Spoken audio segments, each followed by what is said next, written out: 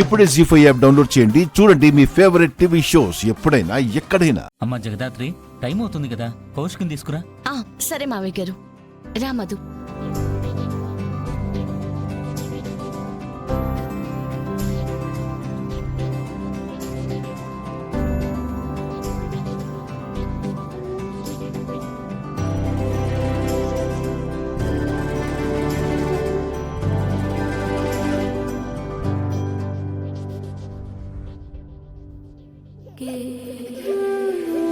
అన్నయ్య వచ్చి వదినకి గాజులేసి గంధం పూయండి.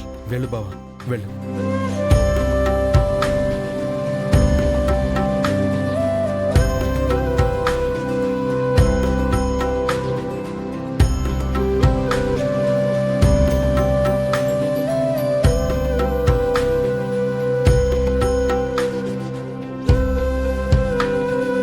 అమ్మే, ఏంటి ఎంతసేపు? అబ్బా.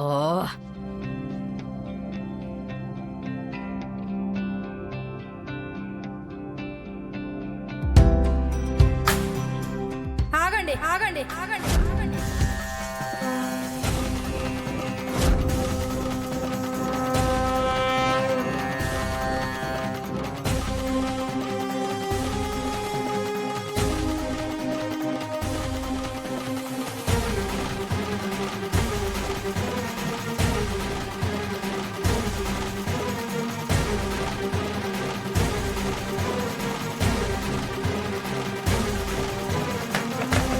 కట్టిన తోరణం తీయండి, తోరణం తీయండి, తోరణం తీయండి.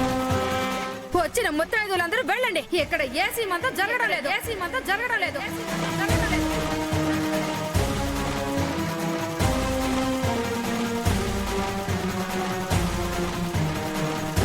పిన్ని గారు ప్లీజ్, 4 గోడల మధ్య ఉండాల్సిన గొడవని నలుగురిలోకి తీసుకురాకండి. లోపలికి రండి, మనం మాట్లాడుకుందాం. నలుగురిని పిలిచి సీమంతం చేసుకోవాలని సంబరపడ్డారు కదా. నలుగురిలో మాట్లాడడానికి ఎందుకు భయపడుతున్నారు?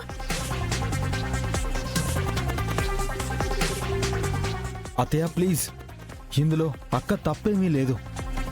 మేము బలవంతం పెడితేనే అక్క ఒప్పుకుంది. అసలు అడగడానికి ఏర్పాట్లు చేయడానికి మీరెవరు? చేయడానికి మీరెవరు? చేయడానికి మీరెవరు?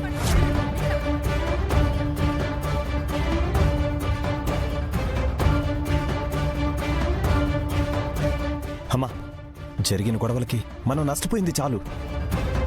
ఇకనైనా కోపాలతో పంతాలతో కాకుండా మనుషులతో కొంచెమైనా సంతోషంగా ఉందాం అమ్మా. ప్లీజ్ అమ్మా.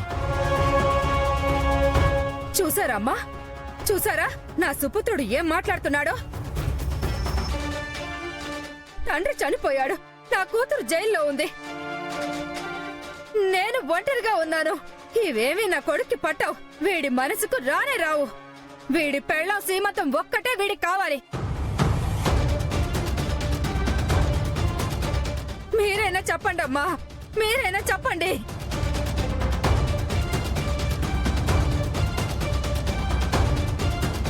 అత్తయ్య ప్లీజ్, నేను చెప్పేది ఒకసారి వినండి. నువ్వు మాట్లాడకు కౌశికి, మాట్లాడకు కౌశికి, మాట్లాడకు కౌశికి. కోడలిగా కాకుండా కూతురుగా ప్రేమించినందుకు నాకు మంచి బహుమానమే ఇచ్చావు. నిన్ను జీవితంలో క్షమించను.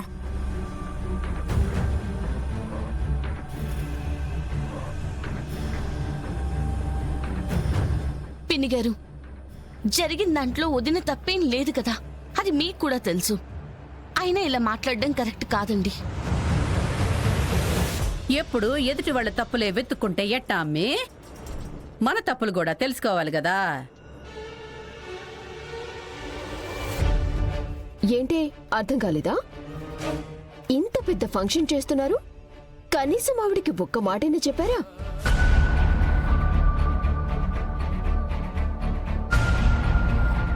పిన్ని గారు మేం చెప్తే ఎలా రియాక్ట్ అవుతారో తెలియదు కాబట్టి పిన్ని గారికి చెప్పమని అన్నయ్యకి చెప్పాం. నిషి అన్నయ్య, మీరు చెప్పలేదా? చెప్పడానికి ఫోన్ చేస్తే లిఫ్ట్ చేయలేదు జగదాత్రి. నువ్వు ఈ విషయం చెప్పడానికే ఫోన్ చేస్తున్నావని తెలిసే నీ ఫోన్ లిఫ్ట్ చేయలేదు.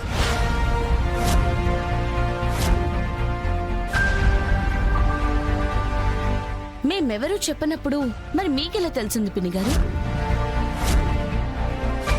నేను ఈ ఇంటి బియ్యపురాల్ని. మీరు చెప్పకపోతే నాకు తెలీదా?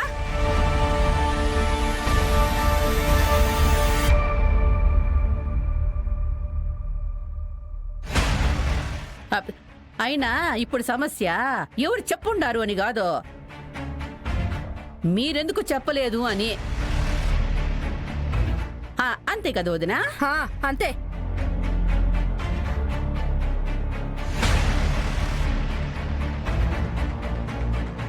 అత్తయ్య, మిమ్మల్ని అత్తలా కంటే అమ్మలానే ఎక్కువ చూశాను.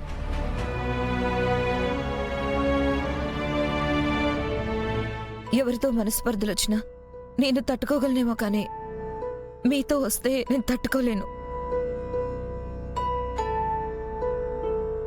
ప్లీజ్ అత్తయ్య, జరిగినవన్నీ ఒక్క క్షణం మర్చిపోయి అమ్మలా వచ్చి నన్ను ఆశీర్వదించండి ప్లీజ్.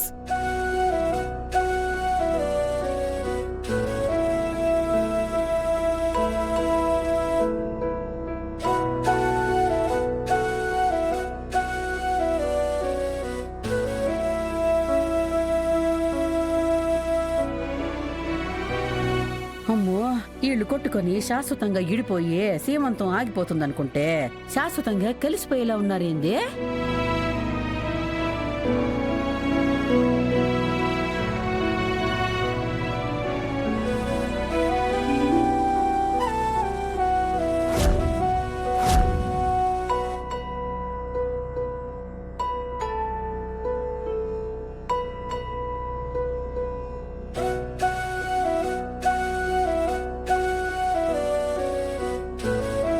అమ్మి కౌశికి, అట్టా కుర్చీలోంచి లేయకూడదమ్మి. నువ్వు వెళ్ళి కూర్చో. అబ్బి సురేష్, నువ్వు వెళ్ళి గాజులేసి సీమంతం మొదలు పెట్టండి. వదిన గారికి నేను నచ్చ చెబుతా కదా. పద కూర్చుందు. రండి వదిన గారు, మీకు టిఫిన్ పెడతాను, రండి.